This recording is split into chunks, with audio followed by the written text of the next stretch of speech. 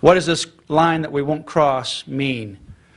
And I think that it will be manifested in multiple different ways, just like the civil rights movement was manifested in multiple ways. It may be a Rosa Parks who refused to get off a bus, or someone who sits at a counter that's segregated, or drinks at a water fountain that's a white-only water fountain. It manifests itself in different ways. But here, let me just give you one example. In 2004, when same-sex marriage came to Massachusetts, the Catholic charities that had been in the ministry for many decades, putting children in homes with moms and a dad, they were told you can no longer do that. You have to put children in homes with same-sex couples. When they said that that violates our Christian beliefs and doctrine of the church, they were told you then need to cease. To their credit, they would not compromise. They ceased. I say then and now that, number one, they should continue to pursue their call, which is to place children in homes with moms and dads, whether it be adoption or the florist or the photographer or whatever it might be. And number two, that they should not voluntarily cease, that they need to stand their ground. If the state chooses to use the police power of the state to come after them, then the state chooses. But we will not voluntarily cease, and we will not voluntarily compromise our calling and our commitment. That's what it means, that this is a line we cannot and will not cross. So if there's any questions. State your name, please, and who you're with. Is that working? All right. I'm Sarah Jones with Americans United for Separation of Church and State. I have a bunch of questions, but I will stick to one, namely that I keep hearing, not just today, but it's been an increasingly popular talking point, that if same-sex marriage is indeed legalized in June, that pastors will be forced to officiate same-sex weddings, that they will be forbidden from preaching certain topics and may even end up in jail. However, not a single civil rights organization, including my employer or any of the LGBT rights organizations, has ever advocated this as a policy position. So where does this belief come from? What basis do you have for it? I can address that. I think when you elevate same-sex marriage to a protected civil rights status, what you cannot do legally with respect to race, you will not be able to do legally with respect to same-sex unions. So let me extrapolate that. Catholic churches can hire Catholics and Baptist churches can hire Baptists, but they can't hire white-only Baptists or white-only Catholics. The church might have a restroom, but it cannot say that this is the white-only restroom. I'm sorry, sir, this is the white-only drinking fountain. The one for people of color is down the road. Bob Jones University had a policy that they later abandoned, but at the time they felt it was a biblically based policy. They no longer do, and they were correct in abandoning that policy that banned interracial dating. There was no law that banned interracial dating that said college campuses could not have such a policy. What there was the Civil Rights Act of 1964 that banned discrimination on the basis of race. So the IRS came to Bob Jones University and they said, change your policy. They said, no, it's based on our biblical beliefs. They went to the United States Supreme Court and they lost that case, and therefore they lost their tax-exempt status. A facility in New Jersey, a Methodist association, lost its property tax exemption over this. So this will have a wide-reaching ramification. Whether and when it will reach to the point of what a pastor can say, I don't know. We do know, however, that the bellwether of marriage for all of the world is the Netherlands, Norway, Denmark, and Sweden. What happens there on marriage policy historically from anybody who studies family law then spreads to Europe and then to the United States of America. Same-sex unions first began worldwide in the Netherlands in around 1988, 1989. First time in the world history. We do know that a pastor in the Netherlands was jailed specifically for preaching on this issue. We know that pastors in Europe have been fined and also targeted solely for preaching on the Bible with respect to this issue. We know that, for example, in Canada, you can't broadcast certain things that are critical of homosexuality. Now, we're not to that point. But it's not a wild hypothetical that this is in fact where we're going, because where Denmark was and Norway and Sweden, we now are. Where Europe was in terms of the issues of targeting people that are faith-based, we now are. It's just a matter of time. I'd like to add to that, not only as a constitutional lawyer, but even more as a Catholic clergyman. The Hosanna Tabor case has protected somewhat some of the challenges we're facing already in terms of hiring and firing in the Catholic Church. We certainly discriminate against no one, and we recognize that every single human person has fundamental human rights, including those who are self-professed as gay or lesbian. But there is going to be no changing what we have stood for 2,000 years concerning marriage. Right now, we're dealing with struggles based on employing people who are in a purported marriage, men with men, women with women, and we cannot hire them because they are, in fact, violating the fundamental teaching of the Catholic Church. So far, Hosanna Tabor and the precedents that have come from that have given us some protection. But there is no question that Matt is correct. The police power of the state will follow any ruling that says that we must give an equal treatment legally to homosexual couples or to lesbian couples as we do to marriage. And if we do not do so, we will suffer the punitive implications. Now, that is not a scare tactic. We're already witnessing it. Right now, for example, I'm a clergyman, so I witness weddings in the Catholic Church. I do so as a civil authority, registered in Virginia, but also as a cleric. In Australia and in some other nations, the church is beginning to look twice. Will they be able to do that any longer? We may not be able to do that any longer. We face the genuine specter of the state invading the church and telling us what we can and cannot preach and what our sacraments are about. That is a threat to fundamental religious freedom. We're about to lose our C-SPAN audience. I want to encourage everyone who's watched this broadcast. First place, thank you, C-SPAN. But number two, go to defendmarriage.org and let us know what you think about this pledge. Let me just come down. You've heard some of the legal analysis. Let me give some of the practical implications. When you make this a federal law, then the implications are profound. Churches don't only preach. They have bookstores. They have daycare programs. They do a whole series of other things. Now, if you start applying the law to these things that they do that you might not consider to be worship or strictly religious, then you impinge on that church's ability to do what it does. And if the standard is, well, you're a discriminator, then why wouldn't that be an implication? Maybe you ought to stop preaching that stuff from the pulpit. Maybe you ought to stop talking about these things that are discriminatory and that are upsetting people. And the moment there is some sort of court order, a court case, in which an order is given that certain kinds of behavior cannot be engaged in because it's discriminatory, well, and that pastor decides, well, you know what, I'm not obeying a court order that requires me to do this or that because that's a violation of my religious liberty and my Christian convictions. What happens when you violate a court order? Contempt and ultimately imprisonment. So there are a lot of practical implications to this that don't require we go to a point where there's a law that says a pastor may not preach this particular truth. Other questions? Okay. Yes, ma'am. Need a microphone? I am Jasmine Whittington with Capital News Service. What would your response be to support of gay marriage or gay rights doesn't automatically mean that you agree with homosexuality? It means you support equality and humanity. What would your response be to that? I can begin. I'm sure everyone else has that's a logical statement. The reality of it is that that's not the agenda of this particular movement.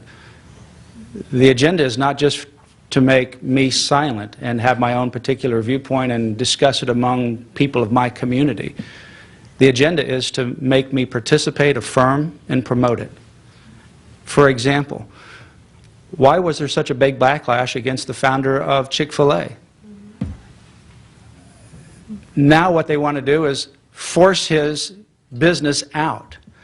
Why was the CEO that founded this large software company that was forced to resign as chairman of the board because he gave about a $1,000 contribution or so to the Proposition 8 campaign multiple years before this? This agenda is a very intolerant agenda that is not content with the silence of those who object. This agenda is an agenda that wants you to participate and affirm. This agenda doesn't say, I understand the florist's conviction that I've been a patron of yours for 9 years and we're good friends and you've known that I'm gay and I understand your heart. The agenda is, no, I want you, not the florist down here who can do a better job because that's where their heart is, that's where their expertise is, but I want you to participate in my ceremony.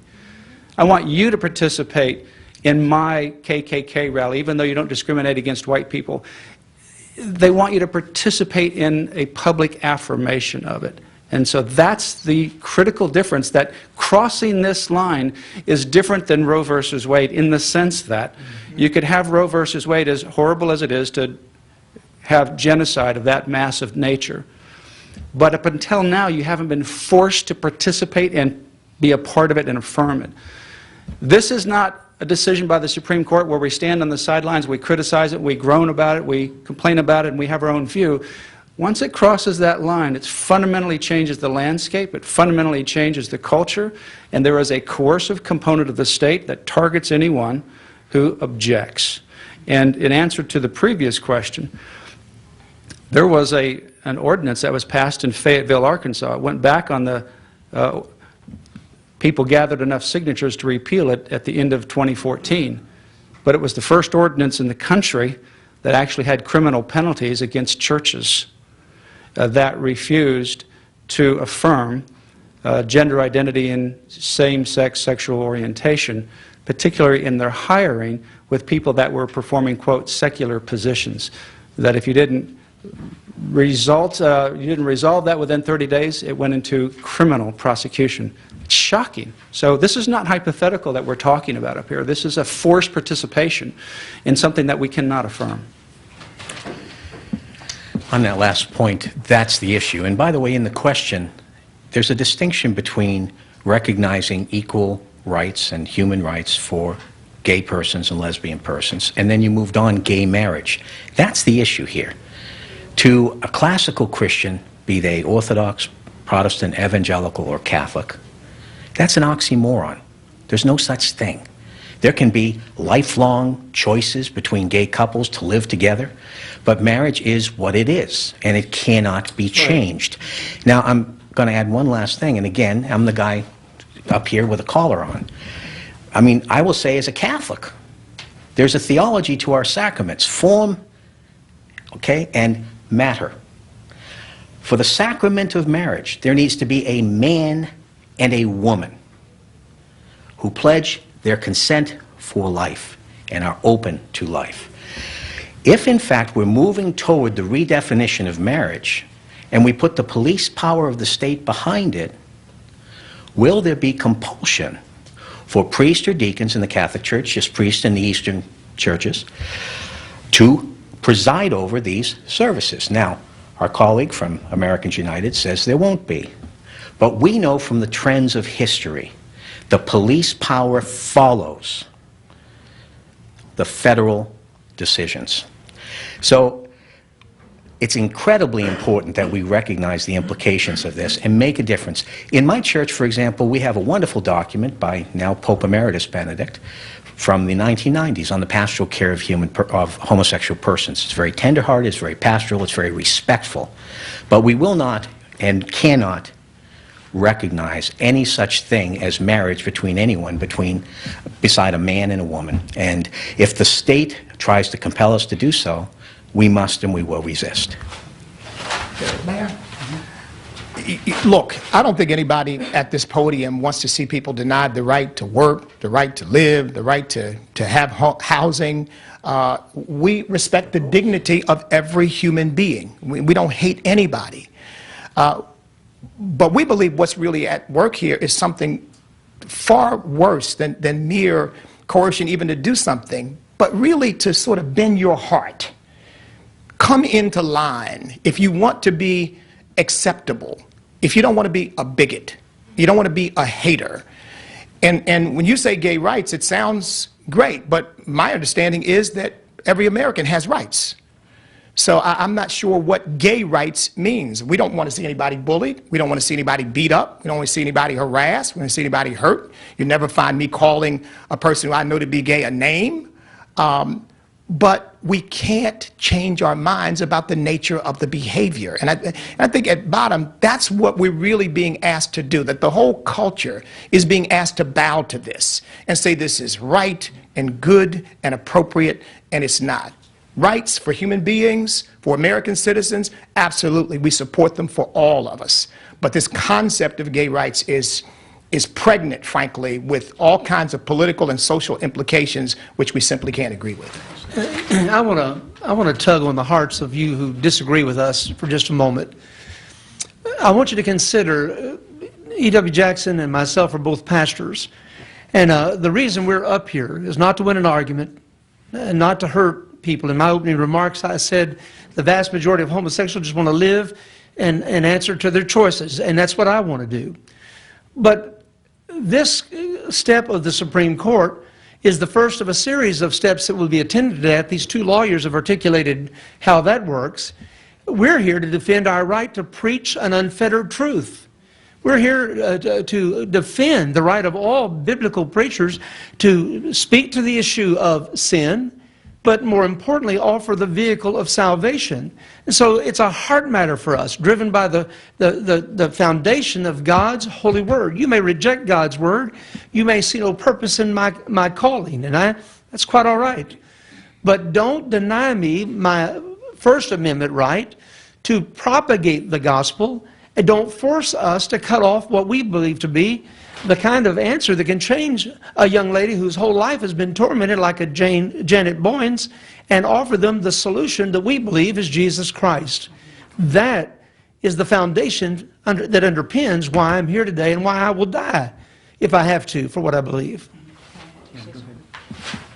You know, it's real funny that we stand here and talk about the gay community and marriage. Do you know as many support marriage for the gays and lifestyle? There's many that are in the gay lifestyle that don't support gay marriage. I have many that email me or on my Facebook and email me privately telling me to continue to make a stand, that they don't support it. But if they do voice their opinion, they're going to be blackballed. There's many in Hollywood that do not believe in marriage. Elsiana, what is the guy's name? Something in Gabbana? The designers? The designers. They shut that down, right? Gay marriage, and Ellen came after them, and everybody else came after them and shot them down, said, we're never going to buy your clothes. So that's what we're facing. So this is what I say to you. We're going to make a stand. We're not going back to slavery. That was many years ago. We have a voice today, and we will uphold what we believe is what the Lord had said, that marriage is between a man and a woman. I received death threats from the gay community. I received nasty emails, but they're saying I'm not the Christian. I have not targeted them. You can Google my name, you won't find one bad thing I said about the gay community. But so why do they continue to come after me? It's because we can debunk their belief system. They know change is possible. They know that they weren't born gay. But I believe in the last days. I believe Christ is going to return. I'm not surprised by what's happening out here. Matter of fact, I'm excited because I believe we're going to see Jesus soon. So we're going to continue our walk with Christ. We're going to continue to make a stand. And I'm blessed that we have all these folks behind me standing with us, because I'm an example that people can change. I lived a lesbian life 14 years. I've been out 17, but I'm still believing God for a husband. I have not dismissed that. And the day that I do get married, I'm going to shout it from the mountaintops. I am so excited. For now, the Lord has me single. But before I die, I know I'll be married. And I'll be able to show people that you can have a nice marriage, a successful marriage. Now, God has healed me from the inside out. Change didn't happen overnight. This has been a process. But change is possible through the power of Jesus Christ. You know, we are going to close the formal part of our press conference. None of us are in a hurry to leave. If you have a question, we're glad to entertain that. I thank all of you for taking time out of your busy schedules to cover this important information. God bless you all. You know, I left my books in the car and I bought some books to get out to some of the people that I haven't met, and I need to get it to. Elsiona, can you go get my book?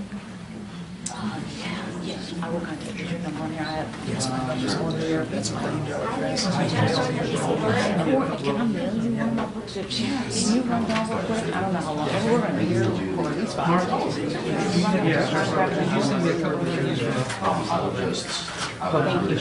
Thank you so much. Where's your church? Virginia.